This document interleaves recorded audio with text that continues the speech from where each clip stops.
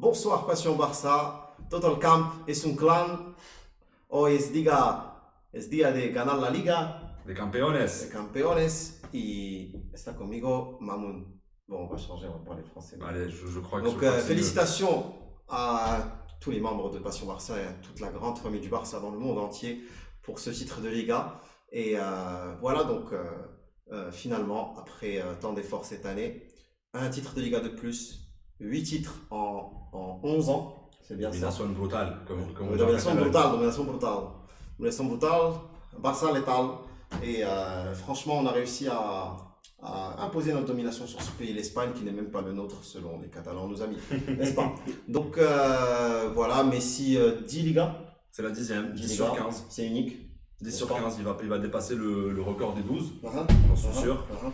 Et voilà, c'est donc On marche tout le dessus bonheur en pour fait. nous. On Franchement, en perd 3 sur les 11 dernières années. c'est ça. Et la une à la dernière minute contre ces connards de l'Atlético. Et une sur un but contre le Betis Séville, Exactement. qui aurait dû être comptabilisé pour nous. Finalement, on est sorti je sur, me souviens, sur je me un souviens. point. Et on avait perdu la Liga sur un point face au Real Ouais. Madrid. Et mais bon, on peut dire que c'est on dit souvent que le Barça il survole la Coupe du Roi, mais la Liga aussi. Hein. C'est devenu une habitude. C'est devenu une On a devenu une habitude. habitude. Voilà. Et déjà, je voulais te remercier, Badr, de m'avoir invité. Je voulais remercier également Hassan Bahjoub et l'ensemble des membres de Passion Barça. On remercie justement Hassan, sans qui tout ça ne serait pas possible. Exactement. Et puis Sofiane qui est en coulisses. Qu'on le voit Ah, pas. Raja, Voilà, c'est- c'est, Chouma Léon. les hommes de l'ombre sont toujours les Voilà. plus importants. Donc, merci à vous de m'avoir invité. Bon, je suis très heureux d'être ici parmi vous, surtout pour célébrer le titre de champion d'Espagne avec notre communauté Blaugrana. Et comme tu as dit, voilà, c'est le 8e titre sur les 11 dernières années.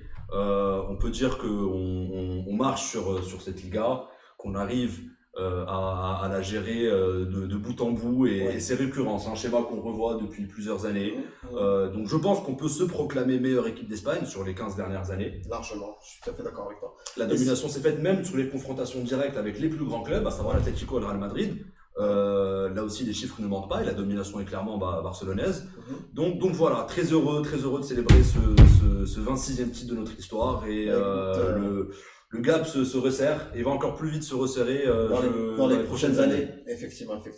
Donc, alors, c'est quand même une Liga, enfin, on va dire que ces 2 dernières Ligas ont été assez particulières. Parce qu'il y a des passages à vide de cette équipe à certains moments. Il y a des choses que, tactiquement, peut-être, qui ne sont pas, disons, à 100% au point.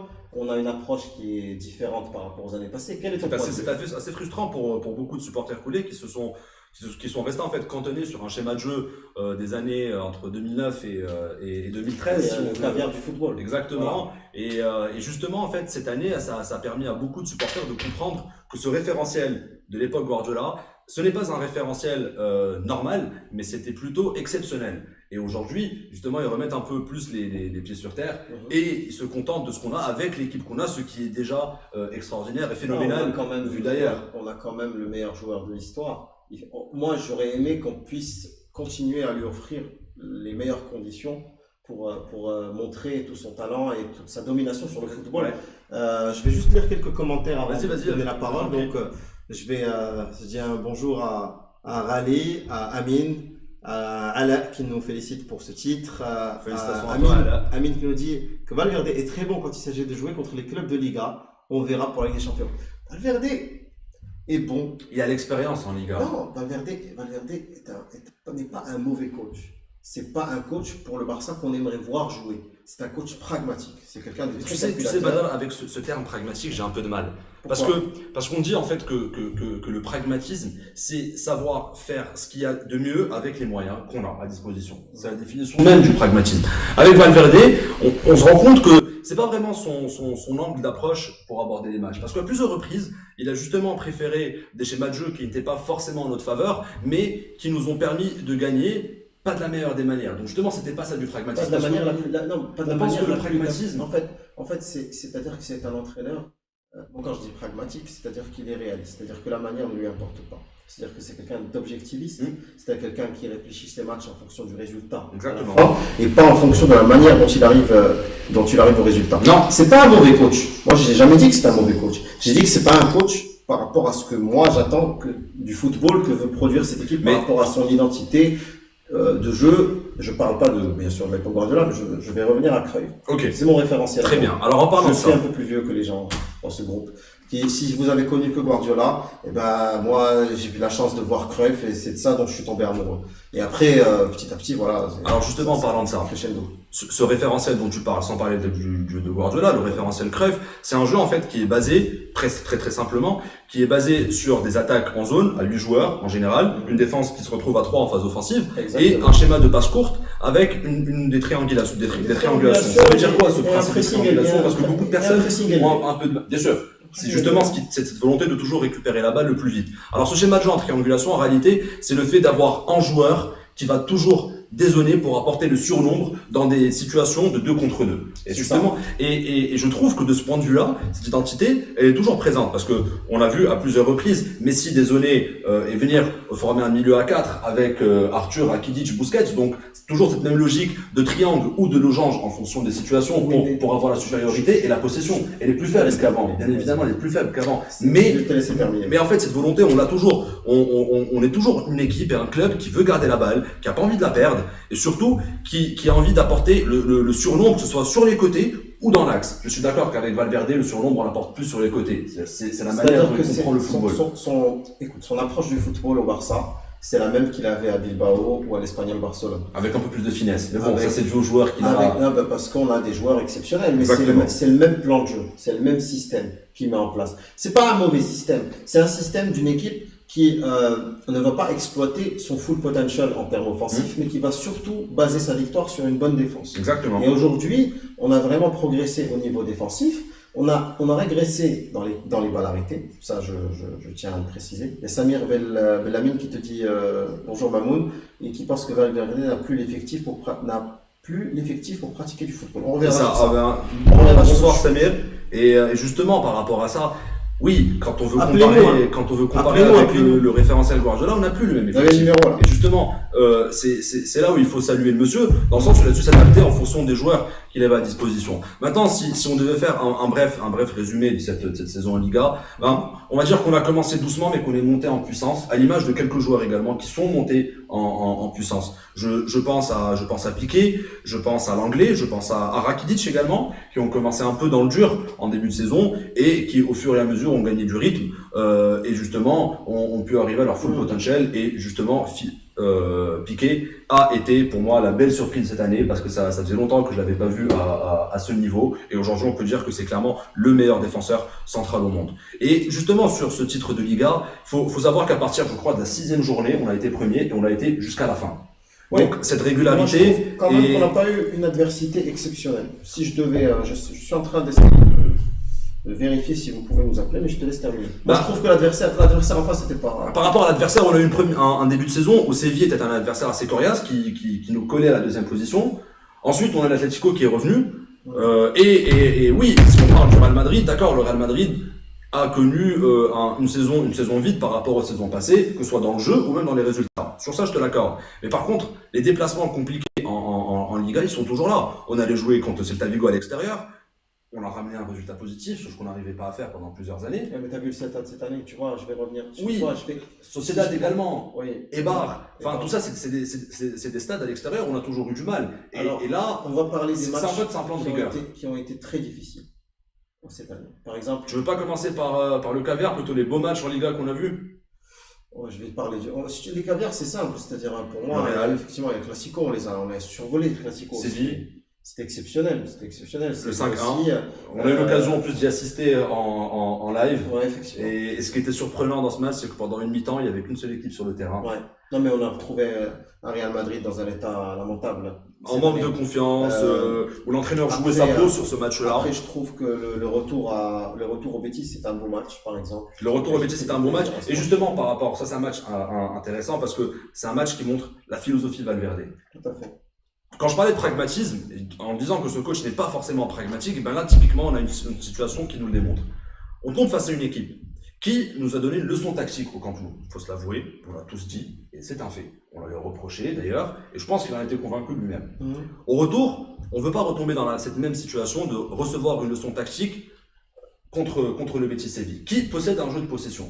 Et on a préféré laisser le ballon au Betis Séville. D'ailleurs, c'est la première fois de la saison qu'on est tombé en dessous de la barre des 50% de possession de balle. On a préféré leur laisser la balle et plutôt les aspirer et jouer la carotte. La carotte, c'est une spécialité Valverde. On fait en sorte que l'adversaire vienne dans notre camp, se découvre dans son dos, et là, on a des joueurs comme Vidal, comme Dembélé, qui ont le pace et qui ont cette capacité de récupération pour aller leur faire mal. Et encore une fois, laisser la possession de balle au Betis Séville, est-ce que c'était nécessaire? C'est une question qu'on peut se poser. Est-ce que le Barça, avec le 11, avec même les 14 joueurs qui sont à disposition et qui jouent souvent en Liga, est-ce que ces joueurs-là n'ont pas la capacité de pouvoir imposer un style de jeu offensif en gardant la balle face au Betis Séville? Ouais, malheureusement, moi, la réponse que je vais te donner, c'est qu'avec cet entraîneur, non. Parce qu'on a bien vu qu'au match aller, il a voulu justement faire un jeu de possession, il a voulu dominer cette équipe, et on s'est pris plusieurs contres dans ce match, et on a souffert comme pas possible. Le double pivot nous avait fait très mal. Oui, William Carvalho, c'est un joueur exceptionnel. D'ailleurs, si on pense un jour à remplacer Busquets, moi, je serais très ravi d'avoir ce joueur. Il est précieux. C'est le Timoumi portugais. Sauf si N'Golo Kanté sur le marché. Ah, ça, c'est effectivement, ce serait intéressant. Mais on verra à la fin de saison pour je pense que c'est De Jong qui est plutôt destiné à... Mais De Jong, c'est un joueur très offensif. Les gens peut-être se trompent. C'est pas lui qui fait la sentinelle. Non. C'est Van de Beek. C'est Van de Beek. C'est Van de Beek qui fait des fois il joue en double pivot aussi. Ça dépend de. Mais intrinsèquement, en parlant de football, ce joueur peut avoir les capacités justement de remplacer Sergio Busquets dans cette zone et avoir une couverture assez centrale dans le terrain. J'ai une question pour les gens qui nous regardent. Est-ce que, sans compter le match de Champions League et le match de la Coupe de Valence, est-ce que vous êtes satisfait? Est-ce que vous pensez que Valverde doit rester encore l'entraîneur du Barça l'année prochaine? Il faut savoir que nous sommes dans un club qui a une identité de jeu, nous sommes dans un club qui a une culture, nous sommes dans un club qui n'est pas obsédé uniquement par le résultat. Est-ce que dans le style, vous avez été convaincu de ce qu'a fait Valverde cette année? Je sais que tu as donné ton point de vue tout à l'heure par rapport à ce que tu penses de Valverde. On partage le fait que ce n'est pas un entraîneur qui est mauvais, évidemment, c'est un entraîneur qui a des qualités, sinon il ne serait pas sur ce banc, ça c'est sûr. Maintenant, je vais te poser une question. Pourquoi en match, il a des difficultés à appliquer des changements à ses équipes quand elles souffrent? Et pourquoi il a besoin justement d'un temps de travail pour la préparation de match, qu'il fait très bien, lorsque l'adversaire ne le surprend pas? Alors que pour justement pouvoir gagner ce titre, les grandes oreilles, et pour nous imposer comme étant le club dominateur du football européen et mondial, il faut être capable d'avoir un entraîneur qui fasse des décisions fortes pendant les matchs. Alors, Valverde, c'est l'entraîneur le plus prévisible du monde, je suis d'accord. Totalement, à l'image de Jürgen Klopp par exemple. Alors tout simplement, moi je vais parler avec vous un petit peu. Valverde, vous avez des là en bas. Valverde, c'est un entraîneur qui n'est absolument pas convaincu par le dogmatisme. Alors cette volonté à essayer d'imposer un style de jeu face à n'importe quel adversaire. Valverde, c'est quelqu'un qui, en termes d'orgueil du Barça, je finis juste sur ça, en termes d'orgueil, accepte justement de pouvoir s'adapter à des équipes. Et on l'a vu qu'il a fait plusieurs fois cette saison et ça a marché parce que c'est un entraîneur qui a cette capacité à bien prévoir ses matchs et à bien les préparer en amont. D'accord. Il y a eu ça qui nous dit il faut qu'il parte même s'il gagne la Ligue des Champions. Et Jean-Claude Asseco nous dit le Barça doit réfléchir comment bien jouer et gagner sans Messi. C'est vrai que Messi, on peut dire qu'il nous a bien sauvé la mise plusieurs fois cette saison. Je vais reprendre une phrase de Valverde. Et on peut d'ailleurs parler du match d'hier. Oui, et justement, par rapport à Messi, je vais reprendre une phrase de Valverde qui disait tout simplement on ne va pas s'excuser d'avoir Messi dans notre équipe. C'est un fait. Bon, on va à un moment devoir préparer l'après-Messi. C'est pas le cas aujourd'hui. Je crois que c'est un joueur qui lui reste au moins en 3 à 5 années de football pleine. Je suis d'accord. Et du coup, c'est pas un problème auquel on va devoir justement faire face actuellement. Mais par rapport à ta question, il faut savoir que Mundo Deportivo titrait hier soir, si ma mémoire est bonne, que Messi voulait que Valverde reste son entraîneur jusqu'à ce qu'il prenne sa retraite.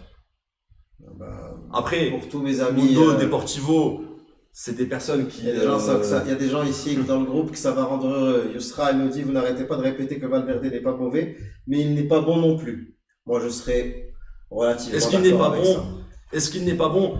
Encore une fois, tout va dépendre justement de l'idée que vous faites du football et de ce que vous attendez de cette équipe. Si vous attendez de cette équipe des résultats, un impact positif dans les matchs, je crois que Valverde est l'homme du moment. Et je parle bien du moment présent. Khalid Boukra qui nous dit: je pense qu'on doit chercher un vrai entraîneur qui ne dépend pas uniquement de Messi. Un club ferait bien l'affaire en attendant que Xavi soit prêt. Mais c'est faux. C'est faux. Valverde ne dépend pas exclusivement de Messi. Valverde a un schéma de jeu clair et précis. C'est un schéma de jeu qui est basé sur de la supériorité numérique sur les côtés, à l'inverse de Guardiola qui lui aimait avoir une supériorité numérique dans l'axe, avec un Messi, c'est justement tout le but du faux neuf de l'époque. Valverde est plutôt convaincu qu'on peut faire mal à l'adversaire en débordant sur les côtés. C'est pour ça que justement on voit, voilà. C'est pour ça que ça ramener la supériorité numérique sur les côtés. Oui, et c'est pour ça que il joue avec des latéraux qui sont très offensifs. Ouais, Jordi Alba ne s'est jamais aussi bien porté offensivement que sous Valverde. Il a toute l'aile pour lui tout seul. Voilà. Et il a la possibilité de monter et de faire ce qu'il veut. D'ailleurs, c'est une des micro-tactiques que Valverde utilise pour marquer quand c'est bloqué au niveau de la défense de l'adversaire. Après, il a aussi, juste pour répondre à la question de Khalid, c'est ça? Ouais, juste pour répondre à la question de Khalid. En plus, c'est un entraîneur qui décortique son match en plusieurs phases de jeu. Il commence donc, il a un plan pour la première mi-temps, un plan pour la deuxième mi-temps. Son plan pour la première mi-temps, il est assez prévisible, comme j'ai pu le dire, avec des latéraux qui vont déborder. Son plan en deuxième mi-temps, c'est contre des équipes qui ont du répondant, donc de top classe européenne ou espagnole, essayer de les attirer dans son camp, vers lui, pour justement, comme j'ai pu le dire, jouer à la carotte et récupérer la balle avec des changements qui sont systématiques à la même minute. C'est les mêmes à la même minute. On peut pas Dembélé 71e et Arthur Vidal 65e. 80e minute, c'est Médo. C'est clair. Sergio Roberto, c'est l'inverse. Exactement. Donc, je pense que si on se projette un peu plus loin, ça sera. Alors hier, c'est Messi qui nous sauve la mise encore. Hier, est-ce que c'est Messi qui nous sauve la mise? Vu que. Salut Ali Reda. Vu que, pas de souci, vu qu'il a marqué, on va dire que oui. Mais d'un autre côté, c'est un match un peu particulier parce qu'il a été conditionné par la célébration du titre. Donc en fait, justement, les joueurs ont plus pensé à la fête au Camp Nou plutôt qu'au match en soi. Et ça s'est vu par une sorte d'anarchie tactique dans le placement. Parce que Valverde nous a pas habitués à ça, justement. Par rapport au placement, c'est quelque chose qu'il faut le reconnaître. Dans le placement offensif, cette équipe, des fois, ça devient n'importe quoi. Mais dans quel type de match? Dans des matchs où on mène 1-0, où justement le risque pris tactiquement n'est pas nécessaire à ce moment-là. Je prends pour exemple le match de Villarreal, où justement on marque ses 2 buts et on n'arrive pas à contrôler le match avec sa tactique. Mais le problème, c'est que ça va se contredire avec, par exemple, là, je vois que Morad dit, donc, son Morad, c'est anti-ADN Barça. En fait, ce qu'on est en train de dire, c'est contre Villarreal, on marque 2-0, on mène au score, et on continue à attaquer, et on se découvre. Oui, mais on attaque comment? Ce dogmatisme. On attaque en dédoublant sur les ailes. Alors que t'es contre une équipe qui est dos au mur, qui a perdu le match. C'est le dogmatisme Barça. Non, c'est le dogmatisme. Être offensif. Mais Valverde, moi je trouve qu'il est justement aux antipodes d'être dogmatique. C'est un mec qui. Le problème, c'est que voilà, il commence le match comme ça. À 2-0, la situation du match change. Je suis d'accord avec moi. Il faut changer la manière de jouer. Oui, il fallait tempérer avec la balle. On s'est découvert bêtement. Et nous, on a continué comme on s'est découvert bêtement. Mais je vais vous dire quelque chose. Je vais vous dire quelque chose. Je préfère se découvrir bêtement. Je suis d'accord avec toi, Morad. Je préfère se découvrir bêtement contre Villarreal plutôt que le faire contre Chelsea ou contre l'Inter de Milan en demi-finale de Champions League, personnellement. Il y a Nasser qui nous appelle, c'est pas le président du PSG, c'est Nasser. Bonsoir Badara. Le terrain. Bonsoir à tous. Donc oui, je vois très bien ce que tu veux dire. Après, c'est une équipe qui a été remaniée aussi contre Levante. Il faut aussi saluer la gestion d'effectifs de Valverde sur ces 3 derniers matchs, parce qu'il est arrivé justement à reposer des joueurs pour qu'ils soient frais physiquement contre Liverpool, tout en leur donnant du temps de jeu pour qu'ils ne perdent pas du rythme. C'est ce qu'on a vu avec Messi qui est rentré en deuxième mi-temps, Rakitic qui n'était même pas convoqué dans le groupe contre Huesca et qui aujourd'hui qui hier soir a été titulaire. Et on a vu une équipe remaniée. Effectivement, ce milieu n'offre pas du caviar. Quand on a un milieu, il me semble que c'était Rakitic, Arthur Vidal. On a 2 joueurs qui ont qui ont plus de qualité défensive que de qualité offensive, à savoir Arthur Vidal et Rakitic, et qui sont très souvent dans le repli défensif. Donc aujourd'hui, on pouvait pas. Je suis pas d'accord pour Rakitic, mais Dans le schéma Valverde, si, parce qu'il lui demande plus. Je suis d'accord que intrinsèquement, sa qualité en tant que numéro 10, c'est un numéro 10 de base. C'est un 10, puis il a joué ailier. C'est un joueur qui est un des joueurs les plus complets sur. Mais Valverde lui demandait plus d'avoir un travail de repli défensif. C'est pour ça justement que la titularisation d'Arthur lui fait beaucoup de bien.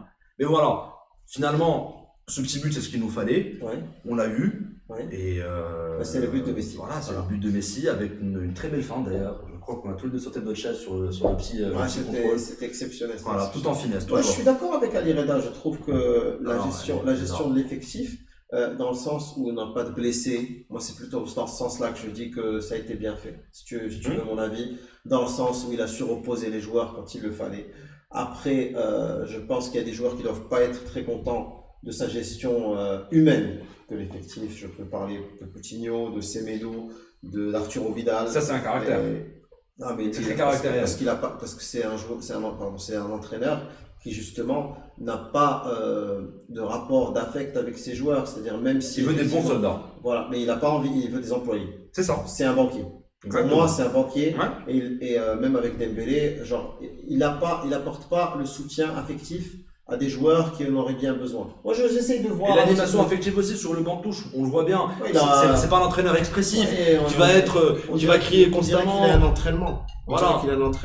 Maintenant, juste par rapport à l'effectif, parce qu'Alireda n'est pas d'accord avec moi, ce que je veux dire par ça, c'est tout simplement cette capacité qu'il a eu justement à avoir donc des joueurs clés qui ont beaucoup joué cette saison, à savoir Rakitic, Vidal, Arthur, Messi, Semedo, Piqué, Clément Lenglet, et de faire en sorte que ces joueurs gardent du rythme tout en étant frais physiquement. Et là aujourd'hui, sur ces 3 derniers matchs, on voit bien que quand on arrivera contre Liverpool, est-ce que tu peux me citer un joueur qui devrait être trop juste physiquement, à part Dembélé parce qu'il a été blessé? Arthur. Mais est-ce que dans cette...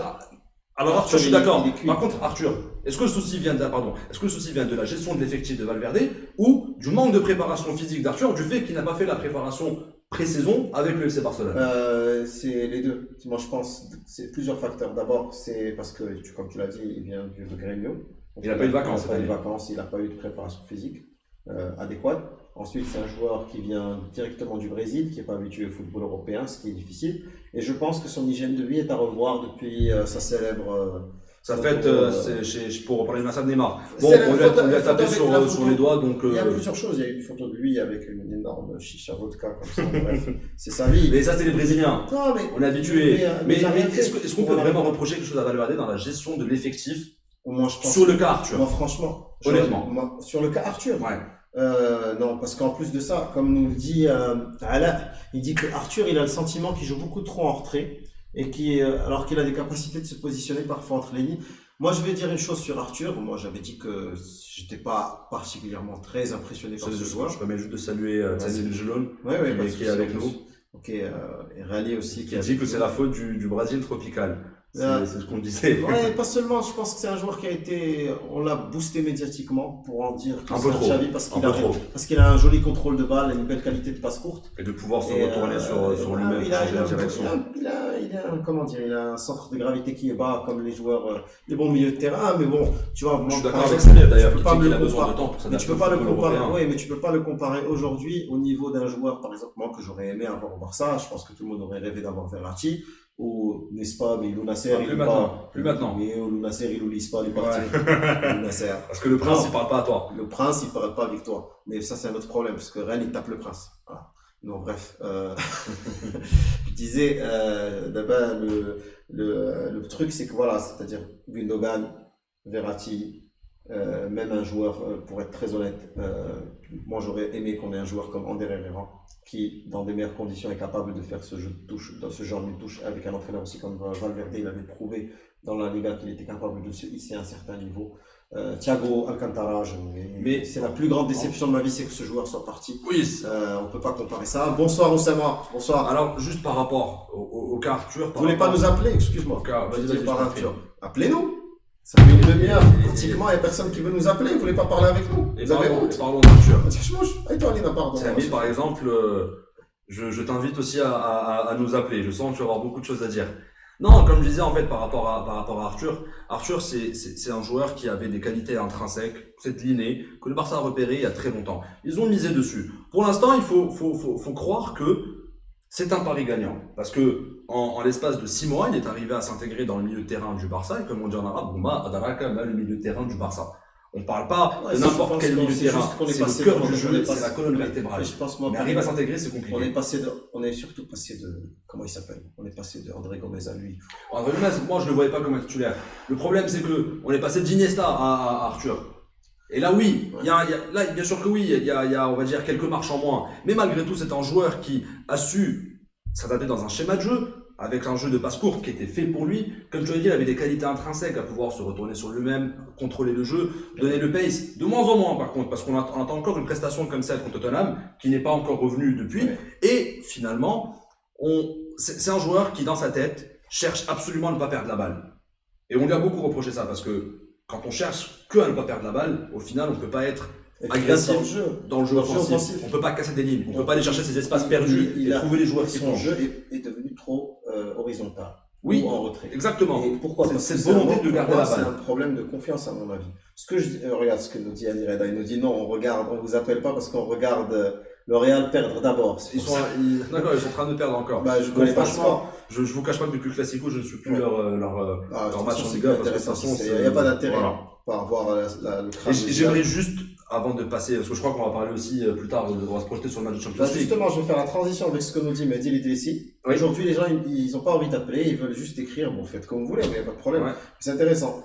Des joueurs comme Arthur ne font pas la différence face à des équipes comme Liverpool. Je suis pas d'accord. Mais pourquoi tu n'es pas d'accord? Alors, je suis pas d'accord pour une raison très simple, c'est que, comme j'ai pu le dire, c'est un joueur qui nous permet d'avoir le contrôle du jeu au milieu de terrain en ne perdant pas la balle. Parce que faut comprendre quelque chose. Quand on entend des statistiques finir à 95% de passes réussies, on a l'impression que c'est la norme. Parce qu'on est au Barça, parce qu'il y a Sergio Busquets derrière, parce qu'il y a Rakitic, des mecs qui sont parfaits dans la transmission du ballon. Mais il faut savoir, c'est une qualité qui est très compliquée et qui n'est pas disponible chez tous les milieux de terrain. On l'a recruté pour ça. On l'a recruté parce qu'on a vu chez lui, dans son jeu de créneau, sa capacité à tenir le ballon, à ne pas perdre la balle. Maintenant, en termes de contrôle, moi je trouve qu'il n'a pas encore le protagonisme pour donner le rythme du jeu, pour être le leader du rythme, le seul leader. Mais on ne demande pas on ne demande pas ça encore. Non, mais on a besoin d'un joueur. Mais oui, mais on peut pas lui demander ça maintenant en l'espace de là, ça fait quoi? C'est 8 mois qu'il est là. En 8 mois, c'est impossible. Parce que les gens nous l'ont vendu comme Xavi, moi je leur ai dit tout de suite de se calmer. C'est pas possible. Mais c'est incomparable. On peut pas comparer un joueur. Je crois que les gens sont conscients. Ah. Nous appelle.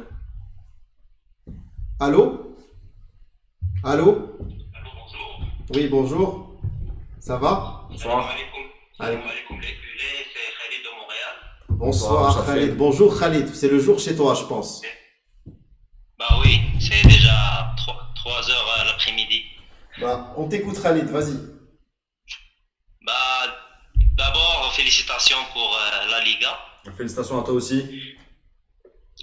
Et je voudrais juste parler de mon point de vue concernant la philosophie Valverde. Est-ce que c'est quelqu'un qui reflète parfaitement la culture de Barça ou pas? Moi, pour les résultats, je veux dire que c'est normal ce qu'on est en train de faire pour le moment, tant qu'on a Messi. Parce que ça, c'est un avantage qu'aucune équipe en Europe n'a pour le moment. God bless the king. God bless the greatest of all time. Exactement. On est d'accord. Yeah, that's it. Pour cette saison, jusqu'à présent, on arrive à éviter de répéter les mêmes erreurs de l'année dernière. Évidemment, maintenant, reposer Messi pendant 2-3 matchs pour le match contre Liverpool. Est-ce que tu es satisfait de la gestion Valverde pour Messi? En termes de temps de jeu. Pardon. Est-ce que tu es satisfait de la manière dont Valverde a géré le temps de jeu de Messi sur l'ensemble de la saison et aussi sur ces 3 derniers matchs? Sur les 3 derniers matchs, je suis d'accord, mais pour toute la saison, non. Parce que dans plusieurs matchs, on avait vraiment, on menait des matchs à 3-0, 3-1, 4-1. Il fallait toujours donner ce 20-15 minutes pour reposer Messi et donner des minutes pour des joueurs pour leur donner plus de confiance comme Malcolm, comme Dembélé, comme d'autres joueurs. Mais tu sais que des joueurs comme Messi, vu l'ego qu'ils ont, un ego justifié d'ailleurs, préfèrent commencer sur le banc, s'ils avaient à choisir pour ne pas jouer, ils préfèrent commencer sur le banc plutôt que sortir en cours de match. Et gérer l'ego de Messi, c'est assez compliqué quand on est entraîneur du Barça. Bah, peut-être, mais ça dépend de l'entraîneur. Quand on a des entraîneurs comme Guardiola, comme Klopp, comme des entraîneurs qui ont vraiment une personnalité forte à l'intérieur du vestiaire, c'est facile de communiquer avec les joueurs, de les faire comprendre que c'est pour le bien de l'équipe. On voyait avec Guardiola, c'était l'inverse. Guardiola, toujours, il sécurisait les matchs au début et après il reposait l'équipe. Avec Enrique et Valverde, c'est l'inverse. Ouais, on souffre. Moi, je souffre quand je vois les matchs avec Valverde. J'ai pas d'assurance qu'on va gagner tous les matchs. Mais on le fait parce qu'on a Messi, on a Suarez, on a des grandes individualités. Mais tu sais, genre, je serais d'accord. Est-ce que tu penses que Guardiola, aujourd'hui, hein, je parle pas du Messi d'il y a 10 ans, c'était pas le même joueur. Mais est-ce que tu penses que Guardiola aujourd'hui aurait pu gérer Messi, aurait pu le mettre sur le banc? Moi je suis pas convaincu parce que Guardiola c'est une personne qui est assez imbu de sa personne et qui a beaucoup d'orgueil. Et avoir beaucoup d'orgueil face à Messi, c'est voué au clash à la fin. Mon rêve, ça aurait été de garder Guardiola comme un Ferguson. Voilà. Mais je pense que c'est l'inverse. Parce que Messi à l'époque de Guardiola, il était jeune, il était frais, il voulait jouer tous les matchs. Ouais. Maintenant, c'est plus facile de communiquer avec Messi, lui expliquer qu'il a 30 ans, qu'il doit se reposer, qu'il doit gérer son énergie pour les grands matchs. Les gars, Messi est plus important que l'entraîneur dans cette équipe. Messi est plus important que le président dans cette équipe. C'est ça le problème. Mais en fait, c'est par définition, on parle du meilleur joueur de l'histoire. Non, mais je pense que c'est Messi qui décide avec l'entraîneur si jouer c'est bon pour lui ou pas. Mais je suis d'accord avec. Mais c'est un consensus mutuel parce que au moment où Valverde est arrivé, il lui a dit écoute mon garçon, c'est simple, on va s'expliquer honnêtement, on va parler comme des hommes. Tu as 30 ans, bientôt 31, tu as 31 ans maintenant aujourd'hui, tu ne peux plus te permettre de jouer autant de matchs d'affilée. Un joueur qui prend sa retraite internationale, bon il est revenu sur sa décision c'est qu'il est conscient qu'en termes de pace, il n'arrive pas à finir ses saisons de toute façon. Et Valverde était un bon père de famille avec lui dans cette logique d'essayer de le convaincre de rester sur le banc. Si tu veux mon avis, je pense que Messi lui-même il sait qu'à un moment il peut pas jouer. Où il doit jouer, où il faut se préparer. Parce que quand Messi, il vient au début de la saison, il prend le micro, il nous dit, moi, je vais gagner la Ligue des Champions. Il sait qu'il y a des sacrifices à faire. Les erreurs de l'année dernière. La mauvaise préparation du match dont on va parler avant de Rome. Entre hommes. Non, je pense que Messi lui dit, moi, je vais pas jouer tel match. Moi, je pense qu'ils se sont mis d'accord. Ils se sont dit, cette année, tu joueras, par exemple, j'ai n'importe quoi, 45 matchs. On se met d'accord sur ça et voilà. Merci beaucoup. Merci pour ton appel. Juste un dernier point, s'il vous plaît. Oui. Juste concernant le match contre Liverpool, je voudrais juste dire que ça va être un suicide de commencer par Roberto sur le flanc droit. C'est ce qui va se passer. Il y a Sadio Mané qui est très rapide et qui est capable de gagner beaucoup de duels parce que le jeu dans la Premier League, c'est pas le jeu dans la Liga. Malheureusement, nos joueurs à Barcelone, ils sont gâtés, comme Busquets, comme Roberto. À chaque contact, ils tombent et ils commencent à crier, à regarder les arbitres. Dans la Premier League, c'est pas la même chose. Et donc, pour moi, commencer avec Roberto, c'est déjà un désavantage. Ça tombe bien parce qu'il fait sa transition sur un point sensible. Je suis totalement d'accord avec toi et je vais enchaîner là-dessus. Merci beaucoup pour ton appel et bon courage. À bientôt. Merci, Barça. Alors, je pense que Thierry veut nous appeler également. Je pense qu'il a. Thierry, tu peux nous appeler sur ce numéro. Est-ce que peut-être qu'on a son numéro, on peut peut-être le rappeler si ça a déjà été fait. J'ai pas eu d'appel. Attends. Non. Si, j'ai eu un appel, effectivement. Alors, on te rappelle. Voilà. Mais commence, parle-nous, analyse. Je voudrais que tu nous donnes ton point de vue sur l'analyse de Liverpool comme équipe, le temps qu'on arrive à avoir. Alors, on va parler de Liverpool. Voilà. Alors, Samy, tu donnes une petite seconde et on est à toi. Alors, en parlant de Liverpool, c'est une équipe qui est montée en puissance au fur et à mesure de la saison. Elle a très très mal commencé sa saison. Par contre, c'est une équipe qui a des qualités dans les transitions offensives lorsqu'il récupère des ballons on va dire juste avant le rond central. Ils arrivent à se projeter très rapidement en 2 ou 3 touches de balle et aller attaquer le dos des défenseurs, surtout face à une défense qui a une ligne assez haute. Ce qui est notre cas. Oui. Par contre, une petite parenthèse, Klopp, c'est le même schéma de jeu qu'à Dortmund. C'est ce que moi j'ai appelé, après on a trouvé que ça allait comme formule, les équipes en accordéon. C'est-à-dire qu'elles arrivent à se refermer, c'est un bloc très c'est un entraîneur très conservateur comme Valverde, donc ça va être un choc d'entraîneur conservateur. Écoute, Samy, on te laisse nous dire ce que tu penses de ce match de Liverpool qui arrive. Et déjà, bonsoir. Bonsoir Simon, ça va? Très bien, et toi? Bonsoir Ça fait Samy. plaisir de t'avoir au téléphone. Samy qui est un Bonsoir. grand ami et un très grand passionné du Barça depuis de très très longues années. Avec plaisir. Bonsoir Samy. Alors, Alors on déjà, t'écoute. Vas-y. Bonsoir Khadiri. Déjà, moi j'aimerais revenir juste sur ce que vous disiez par rapport à Messi, on s'en sort pas sans Messi, etc. Rappelez qu'en début d'année, Messi s'est blessé. On a joué sans Messi contre le Real, ça s'est fini à 5-1. Effectivement. On a joué sans Messi contre l'Inter, on a gagné, on a très bien joué. Alors c'est sûr que quand Messi est sur le banc, je pense que c'est psychologique. Tout le monde attend que Messi C'est rentre. ça. Tu Ça sais- change un peu. Mais tu quand sais- il n'est pas là, Hum. on sait trouver des solutions pour gagner sans Messi. Non, je dis pas qu'on On n'a l'a pas de vu en début. je dis pas moi qu'on n'a pas de solution pour gagner sans Messi, mais quand il plante des triplés comme si c'était des matchs avec ses enfants dans le jardin et que après bon l'équipe elle se dit bon bah on va lever le pied, c'est pas de toute façon on a qu'à lui donner la balle, le mec il met un coup franc, une reprise de volée, un petit Voilà, contact c'est et ça. tout. Voilà. Est-ce qu'on va s'excuser d'avoir Messi? On peut pas s'excuser d'avoir Non, Messi. chaud. Et là je vais te dire, tu sais le problème, c'est que l'exploit. Messi, Vas-y Samy, je t'écoute. Samy, je pense que tu n'as pas une bonne connexion. Est-ce que tu peux te rapprocher d'une bonne connexion Wi-Fi, s'il te plaît? Ouais, attends, je passe en 3G, je pense que ça peut être Ouais. mieux. Alors, je vais juste reprendre une chose, Ouais. si tu me permets. Allô? Vas-y. Oui, C'est mieux, peut-être, une seconde, Samy. Moi, cette année, C'est mieux? j'ai vu. Dis-moi. Oui, Ouais, on c'est t'entend bon. mieux. Une petite seconde. J'ai vu beaucoup d'exploits individuels, pas beaucoup Ouais. d'exploits collectifs. Il y en a eu quelques-uns. On va parler du match contre le Real Madrid, on va parler du match contre Tottenham, on va Quelques parler du noms. match contre Séville. Oui, Non. mais encore Mais- une fois, Badal, est-ce que, enfin, C'est- ça revient à sa philosophie. Ah, lui, oui. L'anti-dogmatisme. Valverde n'est pas un entraîneur qui veut gagner tout le temps de la même manière.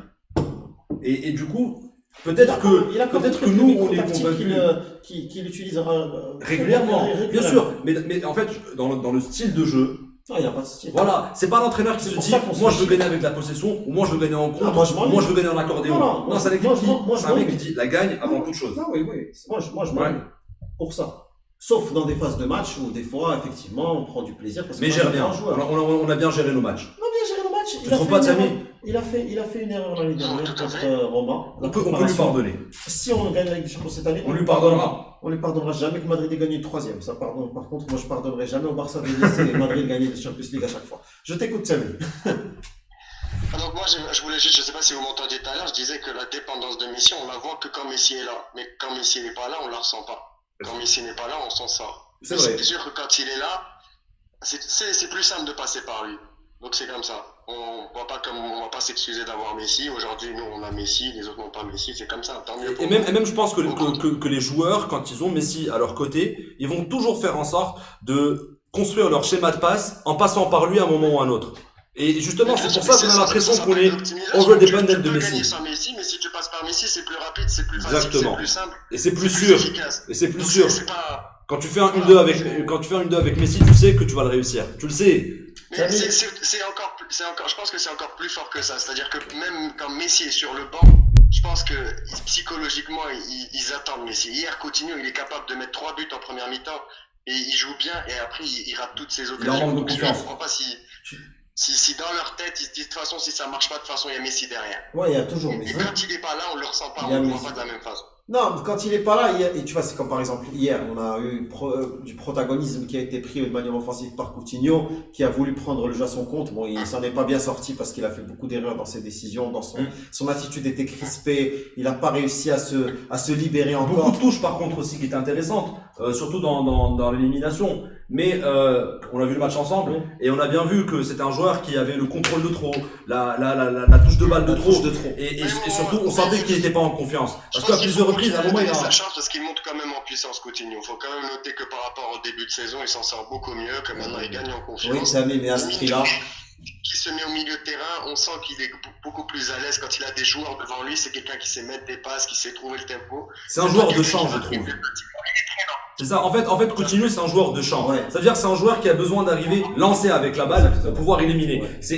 Et le problème, c'est que dans le schéma Valverde, Coutinho est cantonné à gauche, donc collé à la ligne. Il a deux obstacles. La ligne qui le colle, La ligne et plus la- le l'adversaire vis-à-vis qui est en vis-à-vis. face de lui. Donc son espace est très réduit. Ouais. Quand Coutinho a de l'espace qui est réduit, justement, il n'arrive pas à trouver cette magie parce qu'il a besoin d'avoir du champ, d'être un joueur qui arrive lancé. C'est ce qui était le cas à Liverpool parce qu'il avait une liberté totale derrière les attaquants. Et justement, on a vu que Coutinho, c'est Coutinho quand il est dans ces circonstances. Donc c'est un pari à prendre. C'est Voilà. un pari à prendre. Moi, je pense qu'il faut lui prendre un coach, comme on l'a dit hier. Coutinho Ouais. milieu de terrain mercredi. La solution, oui, tu sais, Jamie, nous, la solution à laquelle on est arrivé avec Mamoun hier, c'est de se dire que c'est un joueur qui a besoin d'un coach mental. C'est ça. Voilà.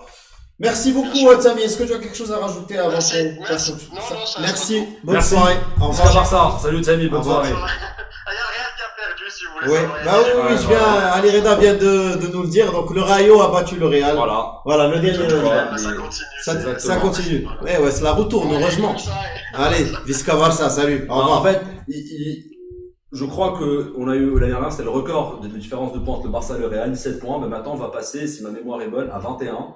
Donc on bat un Voilà, record on en bat plus. encore un autre record, super. Merci. Ah, salut. Merci Zidane Merci, pour Zizou. nous permettre de battre ce Bravo, record. Florentino Pérez. Exactement. Donc je vais lire un petit peu ce que nous Vas-y. disent nos Et nos juste amis. après, on passera sur, On passera ces sur, 15 dernières minutes sur Liverpool. Exactement.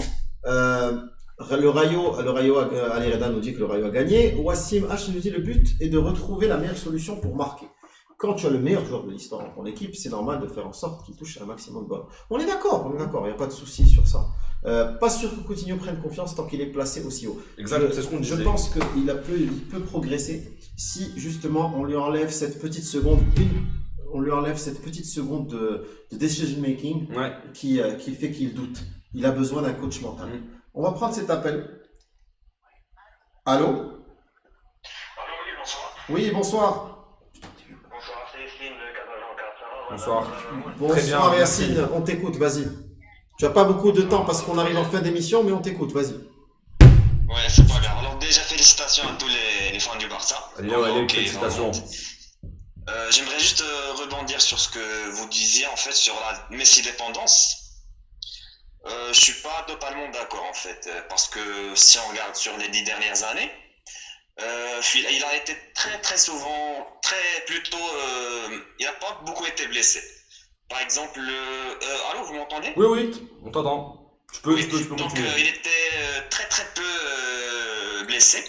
C'était sur 2-3 mois en début de saison. Donc il a raté juste des matchs de Liga, bon, le Classico oui, et des matchs de phase de groupe en Ligue des Champions. Donc c'est pas assez pour dire qu'on n'est pas dépendant de Messi. Quand il va prendre sa retraite, là je pense qu'on va bien la sentir, la Messi dépendant sur le long terme. Mais Ensuite, franchement, est-ce que vous avez un complexe à dire qu'on est dépendant du meilleur joueur de l'histoire? De Non, l'histoire, les gars. écoute, vous vous rendez compte? moi, Mais surtout, là, à la limite, on aurait été dépendant d'un joueur comme Coutinho, d'un joueur comme Dembélé, d'un joueur même comme Cristiano Ronaldo. Ça ne poserait un problème. Mais là, on est dépendant d'un gars où Dieu a choisi de donner des qualités innées que personne n'a, un talent que personne n'a. Moi, franchement, ça me dérange pas et je pense, et je vous mets au défi Non, m'inquiète de me pas. trouver une équipe Non, franchement, dans le monde je vais te où dire Messi, pourquoi. où il serait Je pas vais te dépendant dire- de je vais Messi. te Une dire seule. pourquoi. Parce que quand tu regardes le match en soi et tu regardes les highlights du match, tu as l'impression que waouh, Zama, qu'on a eu une domination. Mais les scores du Barça par rapport à la prestation de l'équipe, ils sont très souvent trompeurs. Je comprends les gens. C'est parce qu'on a Messi. Voilà, parce Voilà. qu'on a Messi. On fait un match pourri, on gagne 4-0. Et je vais reprendre la phrase de Valverde, il est hors de question que je m'excuse d'avoir Messi. Il y a Ali Latawi qui te dit c'est super de te voir Mamoun. Ça me rappelle nos discussions sur le Barça à la Cité. Exactement. Voilà, petit salut à- Salut Ali, Bonjour. j'espère que tu vas Merci. bien et je te souhaite et je nous souhaite un triple Inch'Allah. Merci Merci beaucoup, beaucoup. Yacine. À bientôt. À bientôt, merci. Au revoir. Alors je voulais juste pour revenir rapidement sur Liverpool, donc comme je te disais, ils ont cette capacité d'être très rapides dans les transitions offensives et d'aller rapidement Ouais. trouver Sadio Mané et Mohamed Salah dans le dos des dos. défenseurs. Alors, je te Et- poser une question Vas-y. précise. Parce il reste un petit quart d'heure. Malheureusement, on pourrait parler de ça toute la nuit. Mais voilà, en tout cas, c'était très agréable de te recevoir. Je le redirai tout à Je l'heure. suis très heureux d'avoir fait cette émission avec toi, Merci voilà. beaucoup. Honnêtement. Je vais te demander comment le Barça peut battre Liverpool. C'est une question aussi pour tous les coulés qui nous regardent. Dites-nous comment Bon. on peut battre Liverpool. Quel est votre Alors il y a plusieurs facteurs qui vont faire en sorte. Alors moi le premier, c'est on a une nécessité de faire reculer la ligne de défense. Mhm. Et ça va créer une sorte de bloc qui sera décortiqué comme on l'a vu contre Lyon. Ça veut dire que on aura un pressing avec les milieux de terrain et les attaquants qui se feront en hauteur et on aura une ligne qui sera assez basse. Et du coup, on aura des espaces qui vont être laissés entre les lignes, entre la ligne du milieu de terrain et la ligne de la défense. Donc, quand on fait ça, en fait, le premier avantage, c'est qu'on annule l'impact de Salah et de Sadio Mané dans le dos, parce que l'espace dans le dos sera réduit par le positionnement défensif de nos défenseurs. Mais on va avoir des situations où Sadio Mané et Mohamed Salah seront en one-to-one, Firmino également s'il joue, parce qu'on n'est pas encore sûr qu'il va jouer. Donc Sadio Mané et Mohamed Salah qui vont être en one-to-one face à Jordi Alba, Gérard Piqué ou Clément Langlais ou même Sergio Roberto. Et honnêtement, je préfère. Oui, c'est inquiétant, c'est normal, c'est des joueurs, on parle de meilleurs attaquants au monde. Mais je préfère avoir Mohamed Salah et Sadio Mané en vis-à-vis, en 1vs1, plutôt que de les avoir dans le dos. Parce que dans le dos, on est sûr qu'on va encaisser un but. Et il faut surtout pas encaisser. Donc ça, c'est le premier point. Ouais. Reculer la ligne la ligne de 4. Est-ce que on peut prendre Amine 2 secondes? Bien sûr. Avant de continuer sur Je me rappellerai qu'on s'est arrêté à ce point-là. Voilà. Ok. Bonsoir Amine, vas-y. J'espère que vous allez bien. Félicitations pour le titre. Merci à toi Merci à toi aussi. Par rapport à l'équipe de Liverpool, elle me fait peur un peu parce que Virgil van Dijk, c'est parmi les meilleurs défenseurs du monde. On est d'accord. Et en Mais ce Messi, moment, c'est le meilleur joueur d'histoire. Pardon? Mais Messi, c'est le meilleur joueur d'histoire. Continue. Oui, oui. Oui, je comprends que t'inquiète pas, je suis. Vas-y. Barcelonais comme C'est toi. sûr. Vas-y Amine, on t'écoute. On t'écoute, vas-y. Et aussi par rapport aux attaques de Liverpool, les contre-attaques, elles peuvent faire mal. Parce que Liverpool, c'est une équipe qui subit beaucoup et qui peut partir facilement contre. Et la défense du Barça, parfois, elle peut être frileuse. On est d'accord. On est d'accord. Tu sais, moi, ce que j'ai peur, c'est qu'on joue le même match contre Lyon. Alors, c'est vrai que Fekir, Dembélé ou Aouar, ou même, allez, on va rajouter. Est-ce qu'il était là à voir au Camp Nou? À l'aller. Je parle de l'aller. Parce que on a joué de la même manière, plus ou moins, les deux matchs. L'approche a été assez équivalente. Un peu plus la carotte au retour. Un peu plus la carotte au retour. Et justement, cette carotte-là, attention. Il va la faire. Non, mais cette carotte, si tu la donnes, la carotte à Dembélé et Fekir, ils peuvent se foirer parce que c'est Lyon.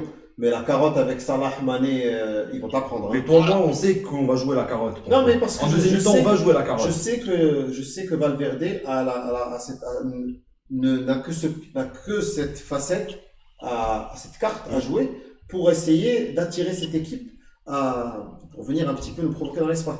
Mais c'est un trou risqué. Plus le niveau augmente, plus justement le risque est gros d'encaisser des buts sur ça. Après, on se dit, ouais, on a Ter Stegen dans les buts. Ça, c'est vrai.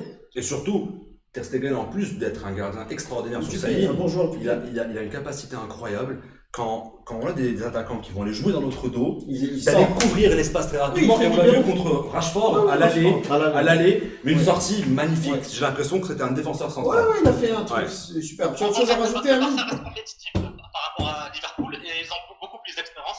Donc, j'ai C'est pas ça. compris ça. Mais le problème, c'est que Jürgen Klopp reste un meilleur coach que Valverde, malheureusement. Donc, les choix tactiques de Valverde parfois sont assez tardifs. C'est deux conservateurs. Mais je vais être d'accord sur une chose. Donc, dans ces choix. Valverde, s'il avait la capacité à créer une relation humaine et même empathique avec tous les joueurs, avec même les gens du club et avec les supporters, s'il essaye de s'habiller un peu mieux, de sourire, c'est vrai, s'il essaye de s'habiller un peu mieux. Bon, il fait l'effort, il met un costume. Ouais, non, mais c'est quoi un costume? Mais c'est un costume de gardien de parking. C'est pas un costume. Klopp est toujours habillé en survêtement de Liverpool. C'est pas un costume. Non, mais c'est-à-dire en termes d'attitude, il n'inspire pas la gagne. Il a une tête de loser. On a l'impression qu'il va à l'enterrement avec ses costumes. Oui, je suis d'accord. Mais c'est sa personne. Mais justement, en fait, ce que je suis en train de me dire, ça m'amène à un deuxième point. Parce que cette équipe a des qualités, mais elle a aussi beaucoup de défauts. Elle a aussi beaucoup de trous. Et le premier, c'est Arnold et Robertson, qui sont les latéraux de Liverpool. Moi, Ce sont deux joueurs. C'est les points faibles. C'est les points faibles Moi, de je cette vais dire équipe-là. Ce sont des joueurs. C'est Matip en 1 contre 1. Eh ben, tu sais Il est quoi, pourri. Matip, c'est le troisième point. Donc, justement, pour répondre à ta question initiale, comment est-ce qu'on peut battre ce Liverpool? Il faut savoir que Liverpool, c'est une équipe qui compte beaucoup dans les transitions offensives sur Arnold et Robertson, les deux latéraux, qui vont monter. D'ailleurs, je crois qu'ils sont tous les deux à plus de 10 passes décisives en première ligne. C'est le jeu de... Exactement. Et c'est des joueurs qui également ne sont pas très rapides. Donc, justement, quand ils se découvrent, le couloir est vide. Quand ils découvrent, le couloir est vide. Et puisque le couloir est vide, ça nous permettra d'essayer de les prendre en contre avec des débordements de Jordi Alba, de Dembélé et de Sergi Roberto qui vont faire en sorte qu'on ait cette supériorité numérique sur les côtés pour pouvoir repiquer dans l'axe et avoir des situations dangereuses dans les pieds de Messi ou de Luis Suarez. Donc ça, pour moi, c'est justement le deuxième point sur lequel il va falloir capitaliser. pour gagner. Et pour finir, juste en première mi-temps, je sais que d'après la presse anglaise, c'est Milner et Henderson avec Fabinho qui devraient être alignés au milieu de terrain. Ce milieu-là, ça veut dire que Klopp veut jouer avec un milieu défensif en première période en tout cas. Ils vont chercher au moins à ne pas encaisser de but en première mi-temps. Et justement, c'est là où il va falloir avoir un dogmatisme de possession pour les pousser au maximum dans leur camp et pour pouvoir faire en sorte d'avoir le plus d'actions dangereuses sur leur camp pendant au moins une mi-temps. Amine, quel est ton pronostic? Pardon? Quel est ton pronostic pour ce match? Je vois une petite courte victoire du Barça, mais ça va être très compliqué. Réel courte. Je joue à domicile. Donc c'est assez. Avec le 13e homme, c'est. Quand tu dis courte, c'est-à-dire de 1, 1-0, 2-0? Non, 1-0 pour le Barça, toujours. Inch'Allah. Et toi, Badr? 3-1. 3-0. Il marque Van pas. Dijk, il va poser problème. Moi, Je pense pas. Ok, on verra. Il faut savoir que Liverpool a beaucoup de mal à l'extérieur. C'est vrai. Ils ont perdu contre le C'est Paris vrai. Saint-Germain. Ils ont perdu contre Naples. Là, si tu vas en Ligue des Champions, on va mettre dans la point de vue logique. Mais maintenant, on est en demi-finale. Ils ont perdu aussi contre Et là, on est- l'Étoile Rouge de Belgrade. Oui, je sais. Mais là, on est en demi-finale. Mais moi, je pense 3-1. Et je vais même dire doublé Suarez et but de. Doublé Suarez? Ouais. À domicile contre Liverpool, je pense qu'il est capable de le faire. J'espère. J'ai pas peur de cette défense, moi. Mm. Très sincèrement. C'est un grand gardien en face, c'est celui qui nous a sorti l'année dernière, mais voilà, je pense que ça va le faire. J'aimerais parler aussi du marquage de Messi. Amine, excuse-moi. Amine, tu as quelque chose à rajouter? Non, ça sera tout. Merci, Merci, Amine. Au revoir. bonne soirée. Vas-y. Ah merde, pardon, désolé. Sur le marquage sur Messi, on sait que Klopp ne va pas favoriser le marquage individuel, comme a pu le faire Solskjaer contre le Barça au retour au Camp Nou. Il a mis seulement Fred en marquage individuel, juste un fiasco. Et d'ailleurs, Klopp est un entraîneur qui a une certaine expérience. Il va essayer d'avoir un marquage en cage, c'est-à-dire avoir au moins 3 joueurs autour de Messi. Ces 3 joueurs-là, au vu du positionnement de Messi sur le terrain, ça sera Virgil van Dijk, Fabinho et Robertson, on en est quasiment sûr. Oui, c'est sûr que de toute façon, c'est sa zone de jeu. Exactement. Donc dans cette zone de jeu-là, le plus intéressant pour Messi, ce serait de dézoner et d'aller vers les milieux de terrain. Et ça va créer aussi De l'espace pour pour Sergio Roberto et pour Rakitic. Oui. Parce que, en fait, Virgil van Dijk, s'il est occupé à être sur Messi, Marquage de Messi. il oublie Suarez. Ouais. Suarez, c'est un joueur qui arrive justement à faire ses fausses courses, ou ses courses aveugles pour attirer un défenseur comme Matip, qui, on sait, peut être rapidement piégé avec une fausse course. Du coup, ça laissera des espaces pour Sergio Roberto, pour Rakitic, et également au symétrique pour Jordi Alba Ouais. et Coutinho. Et c'est comme ça qu'on a pu marquer 4 buts contre Séville, parce qu'il y avait un marquage à 3 sur Messi. C'est exactement Voilà. ça. Donc plus de Ce schéma de match de passe, Séville, c'est un match pour moi, référence pour moi. ressemblera, je l'espère en tout cas dans le résultat et dans la performance de Messi, énormément à celui qu'on va voir contre Liverpool. Et les gens ici, je vois les scores 2-0 pour le Barça, 3-1, 3-0. Pas trop de surconfiance, les amis. Il faut juste assurer de ne pas prendre de but et de marquer. C'est ça. ce Le que plus important, ça va être de gérer le dos des défenseurs. Non, c'est le plus difficile dans ce match, c'est de ne pas encaisser. C'est Ouais, ça, le c'est ça, challenge. et ça revient à dire de gérer dans le dos. Parce Le que, scénario du match, ce serait qu'on arrive à ouvrir le score tôt. ou même tant que c'est en première mi-temps, moi ça me va. Mais c'est Au moins en ça, première mi-temps. c'est-à-dire qu'à la mi-temps, on ne soit pas 0-0. Non, ça Si à la c'est mi-temps- problématique. Si à ça. la mi-temps c'est 0-0, moi je vais pas. Moi je vais tout casser, tu vois. Moi je vais pas tout casser, mais je vais avoir la boule au ventre et j'ai pas envie de l'avoir. Et il y a aussi un autre, j'ai remarqué dans le jeu de Liverpool, j'ai beaucoup regardé cette saison. Matip, c'est un défenseur central qui dézone énormément. Il est faible. Il Moi, dézone je- beaucoup. c'est chaud. Et on l'a vu Matip, contre Tottenham. Il parlerait. Tu te rappelles le but de Lucas Moura Oui, bien sur sûr. quand Matip vient Ouais. au contact sur Eriksen au milieu de terrain et Matip, que c'est un mec. Il a pas le niveau international. laissez-le face à Suarez. Chaud. Laissez-le face aux fausses courses de Matip, Suarez. Matip, c'est un défenseur de Bundesliga. Il parle allemand. Il est là-bas parce qu'il parle allemand. C'est ça. Et qu'il aime bien un autre club, voilà. Mais sinon, en soi, intrinsèquement, il est très faible. C'est ça. Ouais, Et je le signe. Hein. et juste Moi, je pour mettrais finir Lovren. sur- Lovren est meilleur que lui pour moi de très loin, même s'il est cuit, hein, physiquement. ouais, mais bon, Comme faut défenseur, pas. je veux dire, Et Klopp insiste beaucoup sur le physique. Et juste pour finir, moi je pense que le 11 type, ça va être le 11 classique qu'on a toujours connu avec Sergio Roberto à droite. Si tu permets. Alors, je voudrais demander aux gens qui nous regardent, Quel est le c'est 11? Medo ou Roberto Hein Si tu me poses la question, moi je Arthur dirais Vidal. Si tu me poses la question, Qu'est-ce que tu en penses? Dembélé ou Coutinho? Attends, Sofiane. Alors, Roberto, là c'est Medo. Bon, Sofiane veut dire Roberto. alors moi, Alors, je, vas-y, vais- toi. moi, je vais dire Roberto aussi pour une raison très simple. Liverpool va arriver avec une volonté de défendre pendant la première mi-temps. Mhm. Au moins une mi-temps. Et surtout, si leurs latéraux se découvrent beaucoup en attaque, automatiquement, Salah et Mané vont devoir contribuer au repli défensif. Donc quand bien même ils récupérer des ballons, ils les récupéreront dans une zone qui est très basse sur le terrain. Et du coup, la transition offensive va être beaucoup plus compliquée à se faire. Ouais. Et dans ce schéma de jeu-là, la seule opportunité qu'aura le Barça, c'est d'avoir un jeu en possession et de camper sur la défense de Liverpool. Dans ce schéma-là, je préfère Sergio Roberto. Pourquoi? Pour une raison très simple. Sergio Roberto, c'est un mec qui s'est combiné avec Rakitic, qui s'est combiné en zigzag, ce genre de passe, voilà, de remettre dans l'axe En fait, et aller il fait des directement. bonnes courses, il fait de très bonnes courses, Et que ce soit dans la le long de finition la sur touche les ou centres. oblique. Et Non, la il est finition, très bon, il est c'est très ça. bon au niveau du Il va jeu. avoir beaucoup d'espace. C'est un milieu de terrain. Il va avoir beaucoup d'espace. Rappelez-vous ce que je suis en train de vous dire. Sergio Roberto, face à Liverpool, va avoir beaucoup d'espace parce que les trois de Liverpool, Robertson, Fabinho, Virgil van Dijk vont être constamment concentrés sur Messi. Si Robertson est concentré sur Messi, ça laisse espace à Sergio Roberto qui va avoir, et justement avec sa qualité de passe et de centre, je pense qu'il peut faire mal. Finalement, En fait, Arturo Vidal et Arthur, il n'y a pas de surprise, je crois. Non, je pense être que Arthur. ça va être Arthur. Oui. Ah, Il y a conservatisme. Khalid Boukra qui nous dit Vidal 71e. mais Non, Vidal, il va 65e. rentrer dans le match. Si, 65e. ouais, 65e. C'est sûr. Ouais, Ils sont c'est forts. certain. Et, C'est comme ça depuis et le début de entre, saison. et entre Dembélé et Coutinho, Dembélé, non seulement il revient de blessure, donc il a un peu un manque de rythme par rapport à Coutinho, mais surtout Valverde va favoriser une possession qui va être, on va dire, assez stérile sur le côté gauche. Et à ce jeu-là, Coutinho est meilleur. Alors, et en plus, le contexte définit les choses parce que Coutinho est un ex-joueur du. Ce serait pas cool, mais c'est logique pour Voilà. moi qu'il joue. Donc C'est Coutinho logique, Coutinho sera titularisé et Dembélé rentrera là à quelle minute, Bada?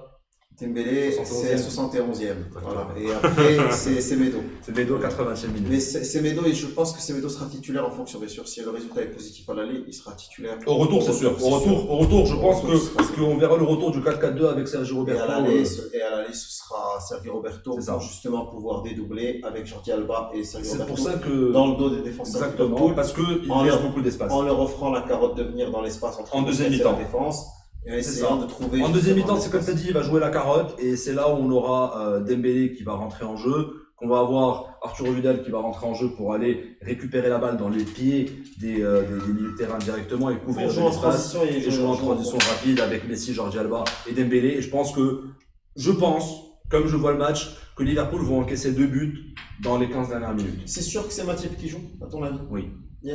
Moi aussi, je Moi, pense, je pense que c'est que sûr que ça y va a pas être de Matip. Moi, je pense que C'est une Liverpool. défense très lente, hein, quand même. Hein. Ben oui, C'est une défense mais très lente. ils jouent sur leur ligne, justement. Ouais, ils jouent bas. C'est ça. Ouais, Et du coup, en plus, Virgil van Dijk, tout le monde parle de lui. Bon, c'est pour moi, avec Piqué, c'est les 2 meilleurs défenseurs au monde en ce moment. Mais Virgil van Dijk, il faut savoir qu'il sera occupé à marquer, Clément Langlais. suivi de Clément Langlais, bien sûr. Pour moi, et franchement, il est je très fort, je le tiens Barça. à saluer la prestation de Clément Langlais cette saison.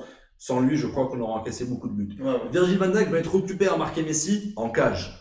Automatiquement, ça laissera Suarez libre, Sergio Roberto libre et Rakitic libre. Et ajouter à cela Fabinho et Robertson qui vont être dans ce même schéma. Donc, je pense qu'on va avoir beaucoup de situations offensives dangereuses, qu'on peut leur faire mal, surtout vers la fin du match. Et du coup, espérons aussi une prestation masterclass de Messi. Ah bah comme toujours. Alors j'ai quelques infos à lire. Il y a Ali Reda qui nous dit que le syndrome de l'ex, but de Coutinho de Suarez, j'espère aussi. J'espère aussi. Ensuite il y a Rally qui nous dit qu'apparemment Firmino n'est pas sûr de jouer. On l'a mentionné tout à l'heure que c'était pas sûr qu'il joue. Sinon, ça sera Sturridge. Ouais. Mais moi, je pense que la composition de Liverpool, ça va être, comme on a Quel pu type? dire, c'est ça, Robertson, Arnold, Virgil van Dijk. Donc Fabinho. l'aller, Et le milieu de terrain, c'est là où il y a encore des doutes. Mais d'après la presse anglaise, ça sera Fabinho, Henderson et Milner. Pour avoir un milieu assez défensif. Pour avoir un milieu qui va essayer de récupérer des ballons pour jouer le Exactement. contre et dans le dos de nos C'est défenseurs. ça, parce que Naby Keita essentiellement, c'est plutôt un milieu de terrain et Wijnaldum aussi qui vont essayer d'aller se projeter et d'aller plonger vers l'avant. Et Rakitic, je pense que On va faire un Rakitic grand match. va faire un grand Moi match. aussi. Je pense. Je sens que Rakitic va faire un grand match. Je pense que Rakitic a l'opportunité, du fait que l'attention sera sur Messi, de trouver des espaces et de montrer toutes Parce ses que qualités Fabinho sera physiques, occupé ouais, avec Messi, donc il avec y aura beaucoup Messi d'espace, et aussi, Sergio Roberto aussi. Sergio Je Roberto. pense que Sergio Roberto fera un très bon match Ouais. aussi. Et Suarez, Jordi Alba aussi, je pense qu'il est capable vu qu'il a Arnold qui Ouais. est tout le temps, qui est de lié, côté, qui joue et lié, voilà. pratiquement. Et un joueur qui est pas très rapide surtout. Mais- Est-ce que tu as vu le match contre Chelsea? Le match Comment contre Chelsea, oui, je Willian sais. l'a mangé. Non, il a beaucoup de mal, ce joueur-là, défensivement. Moi, je sais que défensivement, l'un ou l'autre n'ont pas des qualités C'est exceptionnelles. ça. C'est des joueurs qu'utilisait Klopp, par exemple, il utilisait Schmelzer et un autre. C'est exactement le même schéma. C'est exactement le même schéma de C'est le jeu. même schéma. Et grosse Kreutz parce que ils ont une grosse qualité de vitesse et de centre, mais on sait très bien que défensivement, ils n'avaient pas le niveau, même international. Et je vois aussi une entrée très intéressante de Dembélé, qui sera par ailleurs titulaire à Anfield. Je pense aussi que Dembélé jouera en fit s'il est en bonne forme physique. Parce qu'on voit qu'il a encore un peu de mal avec ses appuis. Il a encore un petit peu de mal. Il n'a pas encore récupéré 100% de ses capacités. Non. Hier, il voulait absolument jouer en une touche de balle. Il a perdu un peu l'habitude voilà. de le faire. Dernière chose, pronostic Tottenham-Ajax, rapidement. Tottenham-Ajax, donc je pense que... Allez, je vais mouiller un peu, je donne un 4-1 à l'Ajax. 4 à l'Ajax, je vais mouiller de mon côté aussi. Moi, je pense 2-0 Ajax. Voilà.